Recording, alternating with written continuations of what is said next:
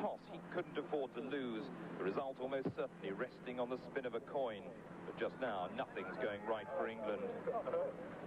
Marshall instantly confirmed the wicket was not just lively, but positively lethal. It was hardly the ideal platform on which to rebuild England's honour.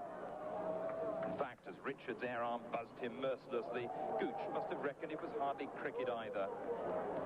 The shockwave certainly seemed to stun Robinson, Marshall easily picking him up off Garner for a duck.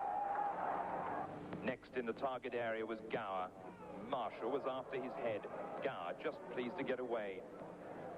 3 balls later, he could have had his wicket too. Marshall only had himself to blame. But at one end, Marshall softened him up, leaving Garner to wipe him out at the other, Dujon leaping with delight. Patterson soon promised Smith the toughest test of character a batsman could have. Part of the trial was watching Gooch go for 14. Richards' catch giving Garner his 3rd wicket as the big bird wheeled like an albatross over England's... It's been a day of rare success for England in the 4th test against the West Indies in Trinidad. Botham and John Emburey restricted the home side to 7 for 271 in reply to England's first innings total of 200.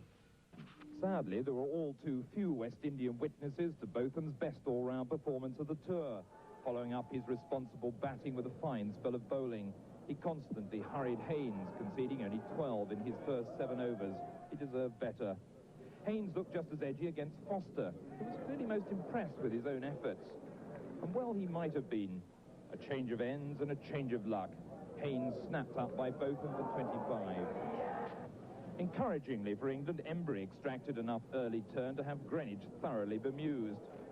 Next over, a nasty grubber saw Emburey and umpire Cumberbatch in perfect harmony. Greenwich gone for 42. Thomas rapidly discovered that Richardson had lost none of his fizz, leaving a deposit among the now deserted bottle stalls. Though the batsman of the series was spilled by Willie on 31. But Emburey ensured it wasn't an expensive miss, bowling him with a beautifully flighted delivery. The omnipotent Richards announced his presence in a manner that left England looking towards the heavens. Though in one demonic over, Thomas showed that cricket's deity can sometimes be challenged. Richards merely dusted off such mortal irritation. The good news was that Botham was bouncing back towards his best. Suddenly there was no holding. Harper quickly followed as Botham snapped and snarled at the West Indies' tail. When the last man, Patterson, was plucked out, the West Indies had a lead of 112 and Botham his first 5-wicket haul of the tour. But the bad news was the batting. It took only 3 balls before Gooch gave himself up. Garner set up Robinson to remove himself too. Then next ball from the other end, Patterson outpaced Gower, and the captain hung his head in penury. England 30 for 3. Once again, David Smith stood up bold and brave as he tried to take the battle to the bowlers. But the West Indies artillery was alarming, the casualties increasing. The tank-like Patterson pounded the pitch and the batsmen alike. The warning shot was followed by the killer blow, a bullet of a ball. Holding then disarmed the defiant Smith for 32. Botham tried to beat back the depressing thought of defeat until Gomes cut him down on 25.